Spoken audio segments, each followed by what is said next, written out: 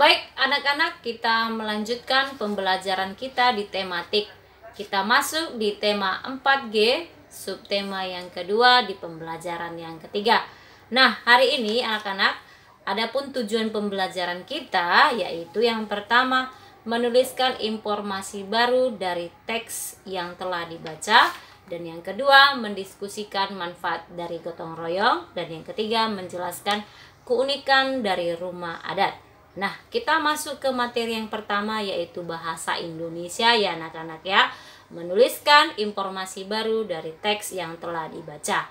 Nah, sebelum kita ke bahasa Indonesia, Miss kasih sedikit tentang pembahasan ini ya, yaitu setiap rumah adat memiliki bentuk yang unik dan makna yang berbeda-beda.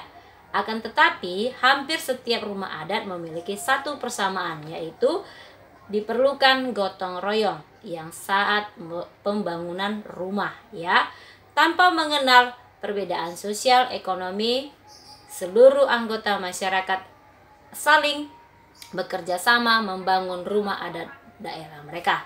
Nah, anak-anak bisa membaca halaman 51, di situ ada teks bacaan tentang rumah adat dalam persatuan dan kesatuan.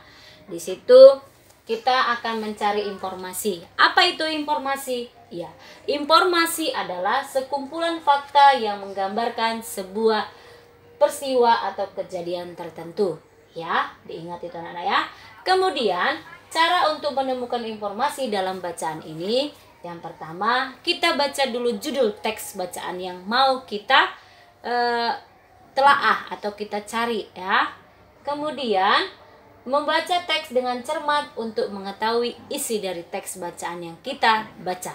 Lalu yang ketiga, untuk kita mencari informasi dalam bacaan tersebut, kita membuat daftar pertanyaan setiap paragraf, sehingga memudahkan dalam memperoleh informasi dari teks. Maksudnya di sini kita membuat daftar pertanyaan, yaitu kalau kita buat daftar pertanyaan, kata membuat kalimat pertanyaan diawali dengan kalimat tanyanya apa, siapa, di mana, kemana, mengapa, dan bagaimana ya.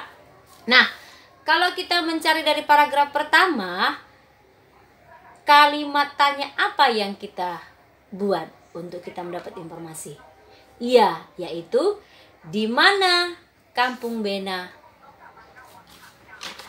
Di mana letak Kampung Bena? Nah, itulah salah satu untuk mencari informasi dari paragraf pertama. Nah, untuk paragraf kedua pasti anak-anak bisa dengan membuat pertanyaannya, ada rumusnya 5W tambah 1A atau tambah 1H ya, atau itu dalam bahasa Inggris ya anak-anak ya. Kalau dalam bahasa Indonesia kita bikin rumusnya alisimba, yaitu apa, siapa, di mana, kapan, dan mengapa. Dicoba ya. Kita lanjut ke materi berikutnya yaitu PPKN.